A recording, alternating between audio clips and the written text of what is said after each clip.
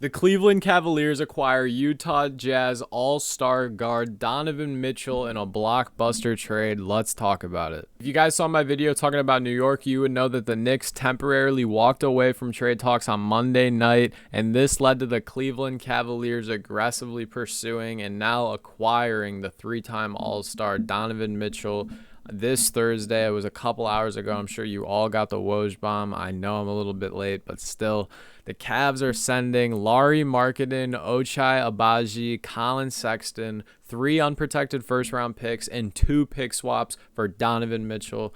I honestly, my head's all over the place with this trade. I actually do like it for both sides. First, we'll start with the Jazz. Colin Sexton, obviously, with this, it was a sign-in trade. The deal we're looking at is 4 years, $72 million. I think that's very fair. I thought it would be a little north of $80 million, if we're going to be honest with you. Not with any other team, but just the Jazz in specific, because clearly they're going into a rebuild mode. But regardless, his agent did a wonderful job with that. The next player they acquired, Ochai Agbaji. I don't know if I'm saying his first or last name right. I'm pretty sure I'm saying his last name right, but regardless, if you guys have not seen him in Summer League, I suggest you check him out. He was the 14th pick right at the end of the lottery in this year's draft. He can really put the ball on the ground and create his own shot, and you just love to see that out of your young guards. I talk about that a lot. They're also receiving Lauri Markkanen in this trade, who I have so many mixed opinions on. When he was a rookie, I thought he would be insane, this Dirk-like talent, and he showed so many signs of it in his early Bulls career in 2018. It's just hard when you're trying to compare a player to what they once were, especially when they're so young, because they have so much time to get better.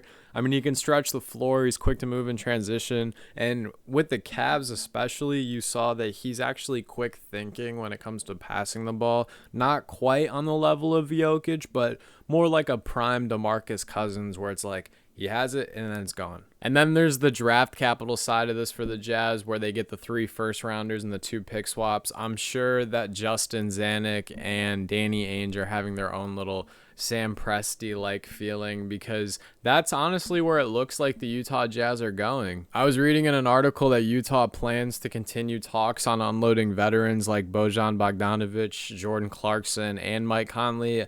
I have no idea where Mike Conley's going to go. I mean, maybe the Lakers should be calling him up. Right there, that's 4 rotational players on pretty much any team in the NBA. I don't care if they're champions or bottom feeders. So I'm sure they'll have no problem unloading those players. Now, as for the Cavs, the reason you're clicking on this video, wow, it is going to be so interesting to watch Cleveland basketball. First off, I have to say, hats off to Cleveland. Hats off to everyone in that organization. They absolutely bodied this rebuild. Not only did they just acquire Donovan Mitchell, but they still have Darius Garland, who was drafted 4th for them, Evan Mobley, who was drafted 4th for them, and that not Jared Allen was not drafted for him, but he was a first-time All-Star for Cleveland, and everyone in Cleveland loves the Fro.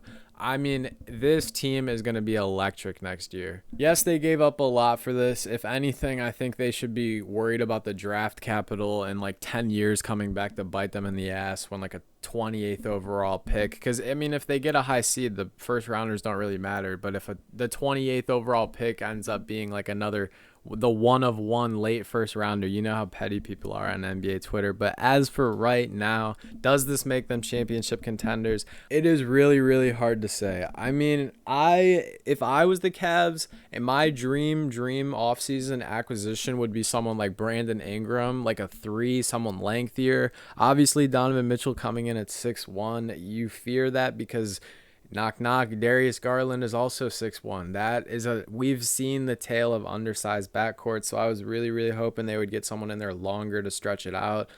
Pause. But I digress. I think this team could easily win 50 games next year. They're all young. They're all willing to play. Nobody's going to be load managing. They have a coach, JB Bickerstaff. Oh my goodness. They are buying into that system, I tell you. I remember when he got signed there, so many Cleveland fans were tweeting out saying, who is this man? Why is he here? But a lot of people, respectfully, a lot of people did back him. And now with time, people in the Cleveland Cavaliers franchise have bought into that man like no other. And I think this next year, he could be the coach of the year candidate, honestly. If, like I said, if they can win 50 to 55 games and they can just get on a run like they did last year, a lot of people tend to forget that the reason the Cavs slipped into that play-in situation was because they dealt with so many injuries. And they also got back, this is just a random note, but they also got back Ricky Rubio a couple weeks ago. If you guys watched my underrated players video, you guys know I'm pretty high on him. So now they just have such depth at the guard. I'm really excited to see Cleveland basketball. As far as the playoffs go, they have a lot of learning to do. That's what happens with these young teams. If I was going to put a prediction on the Cavs, I do not think this makes them contenders this year. I think they'll probably go 6 or 7 games at most in the second round. However, if you ask me this time next year what my answer is, you never know, because 1 year can do a lot with a team. I mean, look at that Miami team, the big three in Miami. You know, the first year it wasn't all sunshines and roses, and obviously it didn't work out. But you work with it, you get with it for the second year, and you come back better and stronger. That's really the recipe for success, is failing and then figuring out what you did wrong and then never failing again. But I could be very wrong. Basketball is unpredictable, and it's definitely a game of runs and who gets hot when and who can make the stop then. So I'm very eager to see the Cavs and the Jazz play this season. You know, I caught some, like I compared them to the Thunder. I caught a couple Thunder games last year, and it's always fun to watch Shea operate. As for the Jazz, I'm really hoping that they let not only Nickeil Alexander-Walker shoot a lot of shots, but their new acquisition, Ochai Agbaji, shoot a lot of shots. Because like I said, in the summer league, he's been really nothing but amazing. And that's all for me today, guys. I know this was a shorter type of video, but I did feel like it was my duty to at least react and put my opinion out there. If you guys are anything like me, you like to just hear opinions from all types of people.